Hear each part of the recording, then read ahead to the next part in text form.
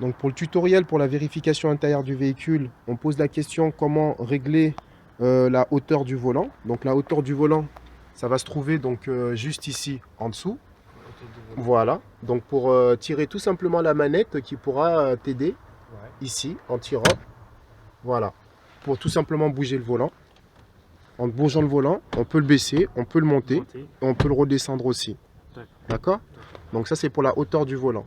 Après, si c'est pour le réglage de la hauteur du siège, de l'appui-tête du moins du siège conducteur, donc il y a un petit bouton ici, voilà, qui peut permettre tout simplement en appuyant par une petite pression de descendre.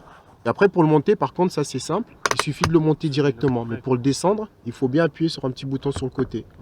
D'accord? Après, tout simplement, ils vont demander aussi comment ouvrir ou fermer la vitre latérale côté ton conducteur. Donc ça c'est facile, il suffit tout simplement par rapport au contact. Donc s'il n'y a pas le contact, tout simplement ça ne marcherait pas. Donc il faut d'abord mettre le contact.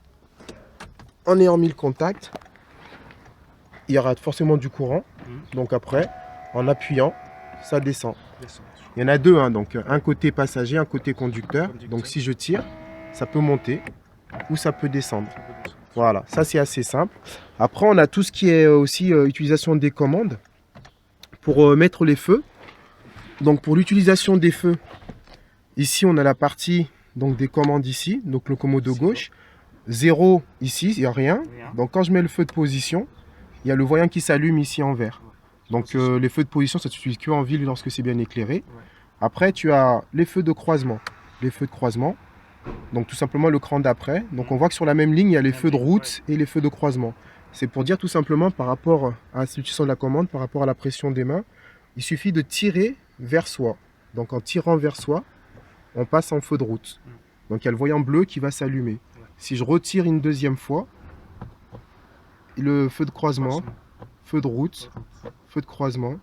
Et après, pour faire un appel de phare, on fait des brefs à-coups. On fait légèrement. On ne tire pas fort comme on a fait la première fois. Voilà. Après, il y a les feux de brouillard avant. Donc les feux de brouillard avant, il suffit tout simplement de tourner vers le haut. Donc là, on a les feux de brouillard avant qui sont mis. Donc dans quel cas on peut utiliser justement, on va revenir sur les feux de croisement qu'on a mis tout à l'heure. Donc les feux de croisement, tout à l'heure, ce qu'on a mis, donc ça c'est tout simplement partant de brouillard, de neige et de pluie. Après les feux de route, c'est que sur les routes non éclairées, pour ne pas éblouir les autres quand on est seul. Après les feux de brouillard avant, donc c'est brouillard, neige, pluie, mais on précise bien partant de fortes chutes de neige et de pluie. Après les feux de brouillard arrière, il suffit de tourner une deuxième fois dans le même sens et on a le voyant qui s'allume. Je le refais, feu de brouillard arrière, hop, je remets tout à zéro, je tourne deux fois, je remets l'avant, brouillard arrière. Donc comme on a bien dit, le feu de brouillard arrière, c'est que partant de brouillard et de neige uniquement, pour ne pas éblouir. D'accord? Après, donc là, je remets à zéro les feux. Donc savoir que quand on met ne serait-ce que juste les feux de position, ça allume les feux de plaque aussi pour éclairer la plaque d'immatriculation. Après, on a ici le commodo, lui, il sert pour les essuie-glaces. Donc pour les essuie-glaces, il y a toujours ce symbole-là qui montre pour le pare-brise. Et pour l'arrière, c'est rectangulaire. Donc ne serait-ce que de connaître ça, c'est déjà très important. Tout ce qui est en forme d'éventail, c'est pour l'avant. Tout ce qui est rectangulaire, c'est pour l'arrière. Donc ça, c'est juste par les vitesses qu'on voit dessus, 0, INT, 1 et 2, qui permettent de savoir qu'il y a plusieurs vitesses.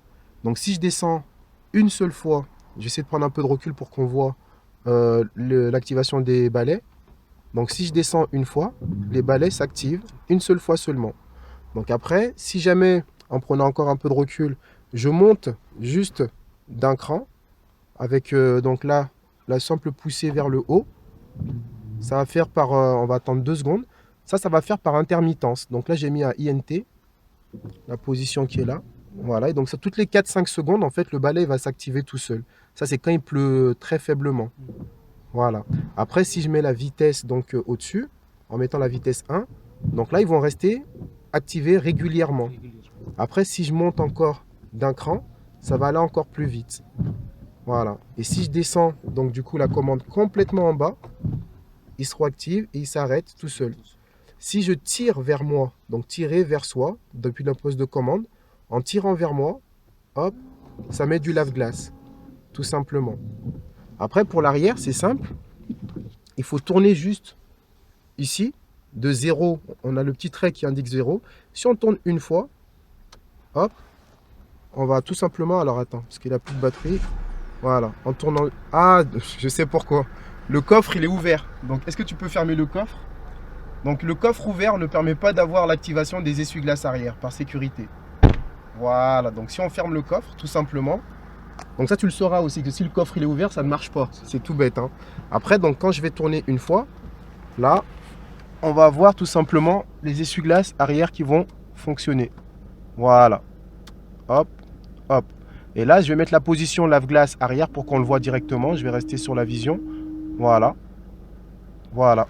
Donc du coup, cette simple activation pour le lave-glace, il suffit de tourner du point actuel qu'on a juste en haut et ça va mettre le produit de lave-glace arrière.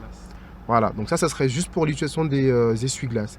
Après, on a le klaxon qui se trouve là, sur le volant, en appuyant juste légèrement. Donc ça active le klaxon. D'accord? Ça, c'est pas compliqué. Après, on verra les autres parties plus tard.